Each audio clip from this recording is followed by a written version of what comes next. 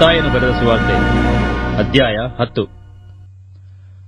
ಮತ್ತು ಆತನು ತನ್ನ 12 ಮಂದಿ ಶಿಷ್ಯರನ್ನು ಹತ್ತರಕ್ಕೆ ಕರೆದು, ದೆವ್ವಗಳನ್ನು ಬಿಡಿಸುವುದಕ್ಕೂ ಎಲ್ಲಾ ತರದ ರೋಗಗಳನ್ನು ಎಲ್ಲಾ ತರದ ಬೇನೆಗಳನ್ನು ವಾಸಿಮಾಡುವುದಕ್ಕೂ ಅವರಿಗೆ ಅಧಿಕಾರ ಕೊಟ್ಟನು.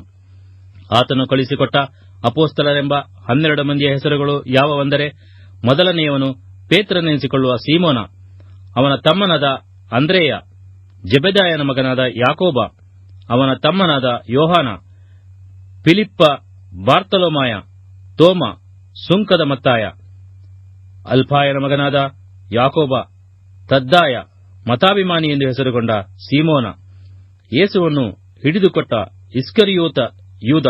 ಇವುಗಳೇ. ಈ 12 ಮಂದಿಯನ್ನು ಯೇಸು ಕಳುಹಿಸಿದನು. ಕಳುಹಿಸುವಾಗ ಅವರಿಗೆ ಅಪ್ಪಣೆ ಕೊಟ್ಟದ್ದೇನೆಂದರೆ, ಅನ್ಯಜನಗಳ ಕಡೆಗೆ ಹೋಗಬೇಡಿರಿ, ಸಮಾರ್ಯರ ಊರೊಳಗೆ ಕಾಲಿಡಬೇಡಿರಿ. ಇವರನ್ನು ಬಿಟ್ಟು ತಪ್ಪಿಸಿಕೊಂಡ ಕುರಿಗಳಂತಿರುವ ಇಸ್ರಾಯೇಲನ ಮನೆತನದವರ ಬಳಿಗೆ ಹೋಗಿರಿ. ಪರಲೋಕ ರಾಜ್ಯವು ಸಮೀಪವಾಯಿತೆಂದು ಸಾರಿ ಹೇಳುತ್ತಾ ಹೋಗಿರಿ. ರೋಗಿಗಳನ್ನು ಸ್ವಸ್ಥ ಮಾಡಿರಿ, ಸತ್ತವರನ್ನು ಬದುಕಿಸಿರಿ, ಕುಷ್ಠ ಹತ್ತಿದವರನ್ನು ಶುದ್ಧ ಮಾಡಿರಿ, ದೆವ್ವಗಳನ್ನು ಬಿಡಿಸಿರಿ. ಉಚಿತವಾಗಿ ಹೊಂದಿದ್ದೀರಿ, ಉಚಿತವಾಗಿ ಕೊಡಿರಿ.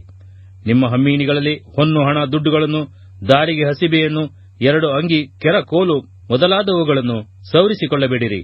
ಆಳು ಅಂಬಲಿಗೆ ಯೋಗ್ಯನಷ್ಟೇ.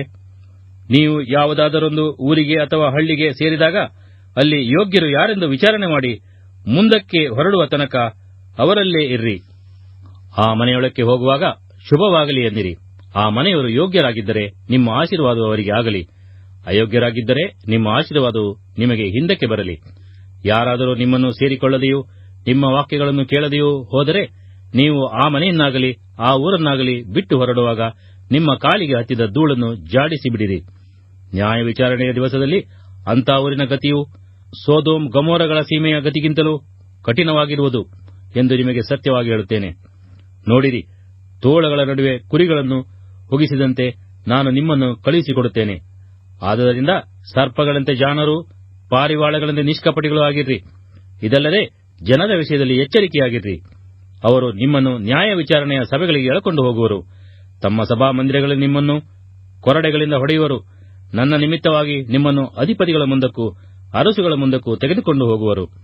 ಹೀಗೆ ಅವರಿಗೂ ಅನ್ಯಜನಗಳಿಗೂ ಸಾಕ್ಷಿಯಾಗುವುದು. ಆದರೆ ಅವರು ನಿಮ್ಮನ್ನು ಒಪ್ಪಿಸಿಕೊಡುವಾಗ ಹೇಗೆ ಮಾತಾಡಬೇಕು, ಏನು ಹೇಳಬೇಕು ಎಂದು ಚಿಂತೆ ಮಾಡಬೇಡಿರಿ. ಆಡತಕ್ಕ ಮಾತು ಆ ಗಳಿಗೆಯಲ್ಲಿ ನಿಮಗೆ ಸೂಚನೆಯಾಗುವುದು.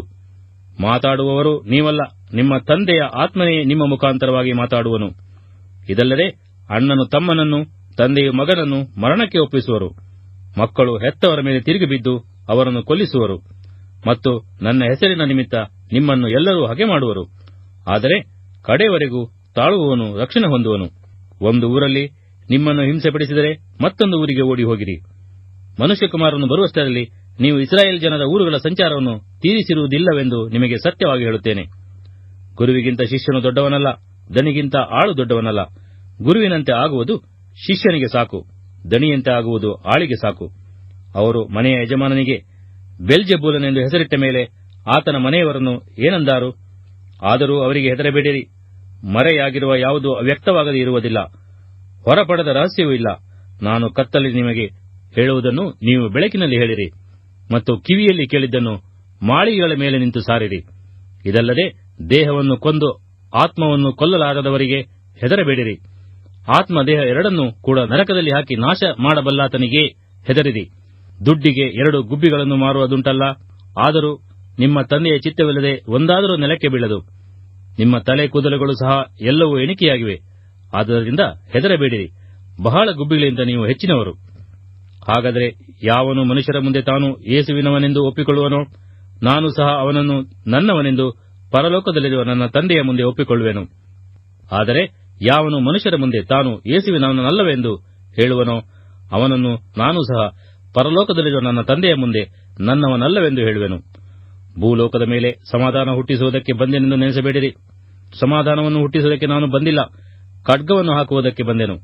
ಹೇಗೆಂದರೆ ಮಗನಿಗೂ ತಂದೆಗೂ, ಮಗಳಿಗೂ ತಾಯಿಗೂ, ಸೊಸೆಗೂ ಅತ್ತೆಗೂ ಭೇದ ಹುಟ್ಟಿಸುವುದಕ್ಕೆ ಬಂದೆನು. ಹೀಗೆ ಒಬ್ಬ ಮನುಷ್ಯನಿಗೆ ಅವನ ಮನೆಯವರೇ ವೈರಿಗಳಾಗುವರು. ತಂದೆಯ ಮೇಲಾಗಲಿ ತಾಯಿಯ ಮೇಲಾಗಲಿ ನನ್ನ ಮೇಲೆ ಇಡುವುದಕ್ಕಿಂತ ಹೆಚ್ಚಾದ ಮಮತೆಯನ್ನಿಡುವವನು ನನಗೆ ಯೋಗ್ಯನಲ್ಲ.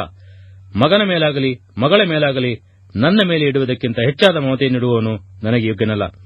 ಮತ್ತು ಯಾವನಾದರೂ ತನ್ನ ಶಿಲುಬೆಯನ್ನು ತೆಗೆದುಕೊಂಡು ನನ್ನ ಹಿಂದೆ ಬಂದ ಹೊರತು ನನಗೆ ಯೋಗ್ಯನಲ್ಲ. ತನ್ನ ಪ್ರಾಣವನ್ನು ಕಂಡುಕೊಂಡವನು ಅದನ್ನು ಕಳಕೊಳ್ಳುವನು. ನನ್ನ ನಿಮಿತ್ತವಾಗಿ ತನ್ನ ಪ್ರಾಣವನ್ನು ಕಳಕೊಂಡವನು ಅದನ್ನು ಕಂಡುಕೊಳ್ಳುವನು. ನಿಮ್ಮನ್ನು ಸೇರಿಸಿಕೊಳ್ಳುವವನು ನನ್ನನ್ನು ಸೇರಿಸಿಕೊಳ್ಳುವವನಾಗಿದ್ದಾನೆ. ನನ್ನನ್ನು ಸೇರಿಸಿಕೊಳ್ಳುವವನು ನನ್ನನ್ನು ಕಳುಹಿಸಿಕೊಟ್ಟಾತನನ್ನೇ ಸೇರಿಸಿಕೊಳ್ಳುವವನಾಗಿದ್ದಾನೆ. ಪ್ರವಾದಿಯನ್ನು ಪ್ರವಾದಿಯೆಂದು ಸೇರಿಸಿಕೊಳ್ಳುವವನು ಪ್ರವಾದಿಗೆ ಬರತಕ್ಕ ಪ್ರತಿಫಲವನ್ನು ಹೊಂದುವನು. ನೀತಿವಂತನನ್ನು ನೀತಿವಂತನೆಂದು ಸೇರಿಸಿಕೊಳ್ಳುವವನು ನೀತಿವಂತನಿಗೆ ಬರತಕ್ಕ ಪ್ರತಿಫಲವನ್ನು ಹೊಂದುವನು. ಮತ್ತು ಈ ಚಿಕ್ಕವರಲ್ಲಿ ಒಬ್ಬನಿಗೆ ಯೇಸುವಿನ ಶಿಷ್ಯರೆಂದು ಯಾವನಾದರೂ ಒಂದು ತಂಬಿಗೆ ತಣ್ಣೀರನ್ನಾದರೂ ಕುಡಿಯುವುದಕ್ಕೆ ಕೊಟ್ಟರೆ ಬರತಕ್ಕ ಪ್ರತಿಫಲವು ಅವನಿಗೆ ತಪ್ಪುವುದೇ ಇಲ್ಲವೆಂದು ನಿಮಗೆ ಸತ್ಯವಾಗಿ ಹೇಳುತ್ತೇನೆ ಅಂದನು.